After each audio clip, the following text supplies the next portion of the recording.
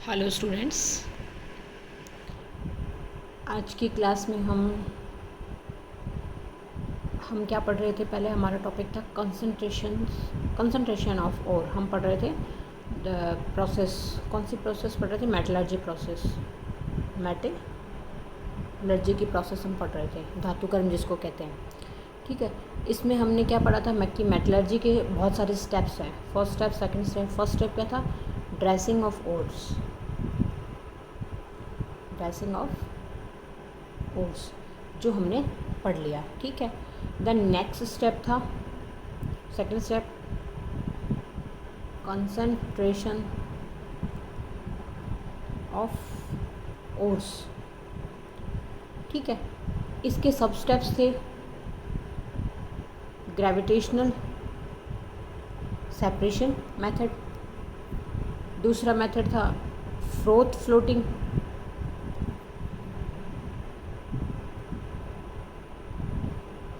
Floating, and तीसरा इसका third one था magnetic separation, and last one था केमिकल मेथड से। ये सारी चीज़ें हम पढ़ चुके हैं। तो आज हम मेटलर्जी का जो थर्ड स्टेप है, हम क्या पढ़ रहे हैं? मेटलर्जी। तो मेटलर्जी का इस प्रोसेस का जो थर्ड स्टेप है जिसको हम क्या कहते हैं? थर्ड स्टेप में हम पढ़ेंगे इसके अंदर आज की ये जो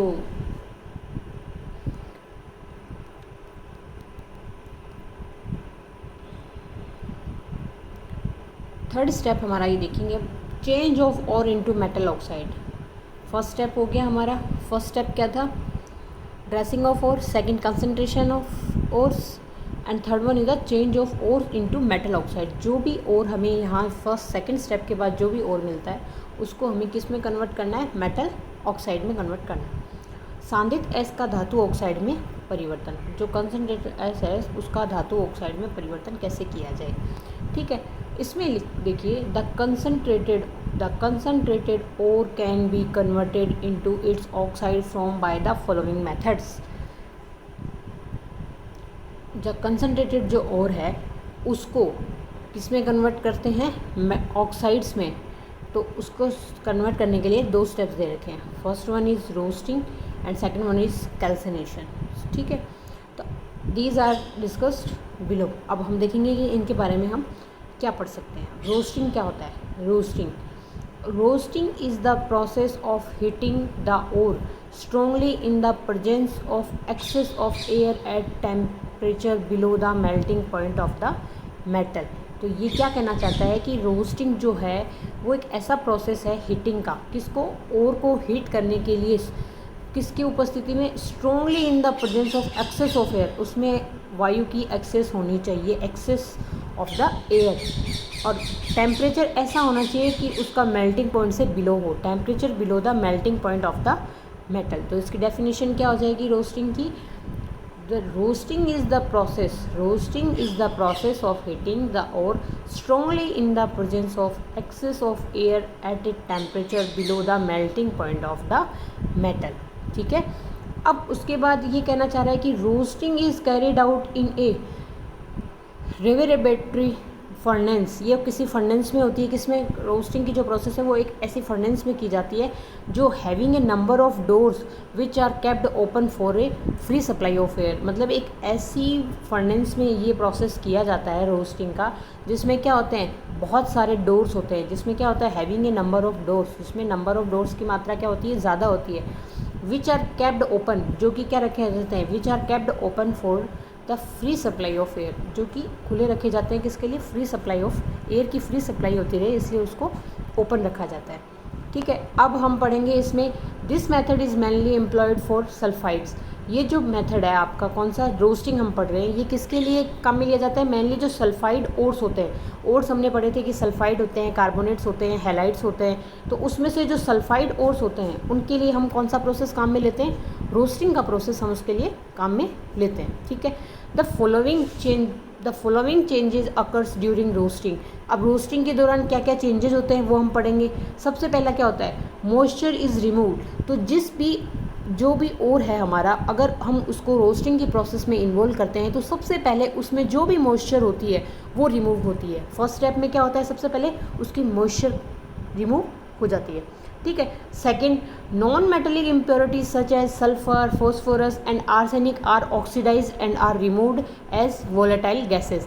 इसमें इसके अलावा इसमें जो नॉन मेटेलिक कौन कौन से, जैसे सल्फर, फॉस्फोरस एंड आर्सेनिक, ये क्या होती है, नॉन मेटेलिक होते हैं। तो ये नॉन मेटेलिक इम्प्योरिटीज़ जो होती हैं इसमें, सच है जैसे सल्फर, फॉस्फोरस एंड आर्सेनिक, ये क्या होती हैं, ऑक्सीडाइज हो जाती हैं, are removed as volatile gases, और ये ऑक्सीडाइज होके रिमूव हो जाती हैं एज ए वोलेटाइल गैस, ये रिमूव हो जाती हैं। उसके बाद में जैसे हमने पढ़ा सल्फर ऑक्सीजन के साथ रिएक्ट करे तो SO2 के रूप में रिमूव हो जाएगी। जो आर्सेनिक है वो ऑक्सीजन से रिएक्ट करेगी तो Na2O3 के रूप में आर्सेनिक के ऑक्साइड के रूप में रिमूव हो जाएगी। फॉस्फोरस अगर ऑक्साइड से ऑक्सीजन से रिएक्ट करेगा तो ये फॉस्फोरस पेंटा ऑक्साइड बना देगा, P2O5 में कन्वर्ट होकर एज ए गैस के रूप में यहाँ से रिमूव हो जाएगा, ठीक है। और थर्ड स्टेप में the ore of the metal are converted into their oxide. अब उसके बाद में उसमें जो सबसे पहले क्या हुआ, उसकी मॉइस्चर निकल गई। सबसे पहले हमने क्या देखा कि उसकी मॉइस्चर रिमूव हो गई। दूसरा, उसमें से non metallic impurities, first one is moisture remove, second one is the non metallic impurities remove. वो नॉन मेटेलिक जो इम्प्योरिटीज़ हैं वो किसके रूप में लिखी, वॉलेटाइल गैसेस के रूप में इसमें से रिमूव हो जाती हैं। देन इसके बाद में आता है थर्ड वन में क्या कहता है, द ओर ऑफ मेटल, जब उससे इम्प्योरिटी निकल गई, मॉइस्चर निकल गई, उसके बाद जो ओर बचा है उसको किस में कन्वर्ट कर देते हैं, उसके ऑक्साइड में कन्वर्ट कर देते हैं। और ये नॉर्मली ये जो प्रोसेस है हम सल्फाइड एस्कों के लिए काम में लेते हैं। किसके लिए, रोस्टिंग का जो प्रोसेस है किसके लिए काम में लेते हैं, सल्फाइड एस्क के लिए, ठीक है। तो अब हम बात कर रहे हैं जिंक सल्फाइड की। जिंक का सल्फाइड हमने लिया है, ये ऑक्सीजन के साथ रिएक्ट करेगा तो जिंक ऑक्साइड बनेगा और SO2 गैस रिमूव हो जाएगी। इसी तरीके से लेड का सल्फाइड हमने लिया है तो ये ऑक्सीजन के साथ रिएक्ट करेगा, PbO बना देगा और SO2 निकल जाएगी, ठीक है। तो एक बार जिंक सल्फाइड ZnS के साथ अगर ऑक्सीजन की रिएक्शन कराते हैं तो जिंक ऑक्साइड बनता है प्लस SO2 गैस निकलती है। इस रिएक्शन को बैलेंस करने के लिए 2 जिंक सल्फाइड के अणु लिए, 3 ऑक्सीजन के अणु लिए, इसके साथ जब ये रिएक्ट करते हैं तो 2 जिंक ऑक्साइड के मॉलिक्यूल बन जाते हैं और 2 मोल SO2 गैस रिमूव हो जाती है इसके हिसाब से, ठीक है। अब हम बात कर रहे हैं इसी तरीके से लेड सल्फाइड हो गया, ऑक्सीजन के साथ रिएक्ट करेगा तो लेड ऑक्साइड बन जाएगा और SO2 गैस रिमूव हो जाएगी। फिर उसके बाद ओर बिकम पोरस। उसके बाद क्या होता है, फोर्थ स्टेप क्या होता है कि ओर कैसा हो जाता है, पोरस स्ट्रक्चर में कन्वर्ट हो जाता है, ठीक है। ये हमने सारे स्टेप्स पढ़े किसके, रोस्टिंग के बारे में, ठीक है। तो रोस्टिंग हमारी जो है मेनली जो रोस्टिंग का जो प्रोसेस है, हमने क्या पढ़ा, रोस्टिंग का जो प्रोसेस है वो किसकी, प्रेजेंस ऑफ ऑक्सीजन में होता है, प्रेजेंस ऑफ ऑक्सीजन और एक्सेस ऑफ ऑक्सीजन, किसमें, एक्सेस ऑफ ऑक्सीजन में। तो एक ऐसी फर्नेस इसके लिए काम में ली जाती है, जो फर्नेस काम में ली जाती है वो ऐसी होती है जिसके अंदर क्या होते हैं, नंबर ऑफ़ डोर्स जो होते हैं, नंबर ऑफ़ डोर्स बहुत ज़्यादा होते हैं और वो सारे के सारे क्या रखे जाते हैं, इसके लिए ओपन रखे जाते हैं ताकि इसमें फ्री ऑक्सीजन की सप्लाई होती रहे, ठीक है। अब उसके बाद हम नेक्स्ट स्टेप पढ़ेंगे कैल्सिनेशन। नेक्स्ट स्टेप हमारा क्या है, कैल्सिनेशन। तो कैल्सिनेशन में हम पढ़ेंगे कि calcination is the process of heating the ore strongly in the absence of the air. जो रोस्टिंग था वो प्रेजेंस ऑफ द एयर था, strongly presence of the air था, लेकिन जो कैल्सिनेशन है वो strongly in the absence of the air है। तो मेन जो डिफरेंस है दोनों में, कैल्सिनेशन एंड रोस्टिंग में, वो क्या है, ये अब्सेंस ऑफ एयर है और रोस्टिंग कहता है प्रेजेंस ऑफ ऑक्सीजन था, एयर था, ठीक है। तो इसकी हम पढ़ रहे हैं कि the calcination is the process of heating the ore strongly in the absence of air at a temperature below the melting point of the metal, ठीक है। अब उसके बाद देखेंगे the process of calcination is also carried in A furnace. वो भी same furnace में ये कैरिड होती है, ठीक है। इसमें क्या होता है, एक जो कैल्सिनेशन की प्रोसेस है उसके लिए भी जो फर्नेस काम में ली जाती है वो कैसी होगी, वो पार्शियली क्लोज होगी या कम्प्लीटली क्लोज होती है, ठीक है। तो उसको मतलब एक तरीके से हम कह सकते हैं कि वो क्या होती है, क्लोज होती है, कि इसमें से क्या होता है, उसके जो डोर्स होते हैं वो बंद रहते हैं ताकि उसमें से क्या है, फ्री एयर की सप्लाई ना हो सके, मतलब एयर जो है उसमें नहीं आ सकती, क्योंकि ये जो प्रोसेस है कैल्सिनेशन का जो प्रोसेस है वो अब्सेंस ऑफ ऑक्सीजन के होता है, ठीक है। This method is use to convert metal carbonates and hydroxide to their respective oxides as a result of calcination, ठीक है। अब ये कहना चाह रहा है कि ये जो मेथड है, कौन सा मेथड है, हम बात कर रहे हैं this method calcination, calcination is use to convert metal. इसमें जो हमने पढ़ा था रोस्टिंग में हमने क्या पढ़ा था कि वो नॉर्मली कौन से ओर्स के लिए होती है, सल्फाइड ओर्स के लिए होती है। लेकिन जो ये कैल्सिनेशन है वो मेनली जो मेटल कार्बोनेट्स होते हैं, हाइड्रोक्साइड होते हैं, टू देयर रेस्पेक्टिव ऑक्साइड्स में उनको बदल देती है। ठीक है, as a result of calcination क्या होते हैं, इसमें हम पढ़ेंगे सबसे पहला मॉइस्चर इज़ रिमूव। तो सेम दोनों में फर्स्ट स्टेप कॉमन होता है, मॉइस्चर इज़ रिमूव। ठीक है, the second one is the impurities of sulphur, arsenic and phosphorus are removed as their volatile oxides. ठीक है, ये इम्प्योरिटीज सेम उसी की तरह सबसे पहले मॉइस्चर रिमूव होती है, फिर इम्प्योरिटीज़ जो नॉन मेटेलिक इम्प्योरिटीज़ है, ये सारी सल्फर, फॉस्फोरस, आर्सेनिक, ये सारी की सारी कैसी इम्प्योरिटीज़ हैं, नॉन मेटेलिक इम्प्योरिटीज़ हैं, ये रिमूव होती हैं। उसके बाद में water is remove from the hydrated ores. जो हाइड्रेटेड ओर्स होते हैं उनसे सबसे पहले क्या रिमूव होता है, वाटर रिमूव होता है। जैसे Al2O3 2H2O है। ठीक है, इसको अगर हमने हीट किया तो क्या बनेगा, Al2O3 + 2H2O। तो जो भी हाइड्रेटेड ओर्स होते हैं तो उनसे सबसे पहले क्या रिमूव होता है, वाटर रिमूव होता है। ठीक है, उसके बाद में हम देखेंगे कि जैसे Fe2O3 3H2O है, तो इसको फिर हमने हीट किया, क्या किया, हीट करने पे क्या हो जाएगा, सबसे पहले इसके वाटर इससे निकल जाएगा। ठीक है, फोर्थ स्टेप में देखिए, कार्बोनेट्स ओर्स डिकम्पोज।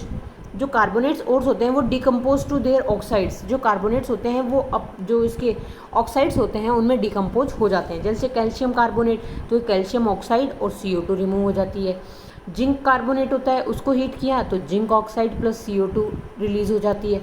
ठीक है, उसके बाद जो ये आयरन का कार्बोनेट है, इसको हीट किया तो आयरन का ऑक्साइड बना + CO2 रिलीज़ हो जाती है। ठीक है, और इसमें भी सेम फिफ्थ जो स्टेप है उसमें क्या हो जाएगा, और बिकम पोरस हो जाता है। इसमें भी क्या हो जाता है, और पोरस हो जाता है। तो मेनली जो डिफरेंस है जो हम बात कर रहे हैं कि क्या तो हमारा कैल्सिनेशन था, क्या हमारा रोस्टिंग प्रोसेस है। जैसे हमने इसमें पढ़ा कि जो कैल्सिनेशन और रोस्टिंग तो था इन प्रजेंस ऑफ किसके था, ऑक्सीजन, और कैल्सिनेशन इन अब्सेंस ऑफ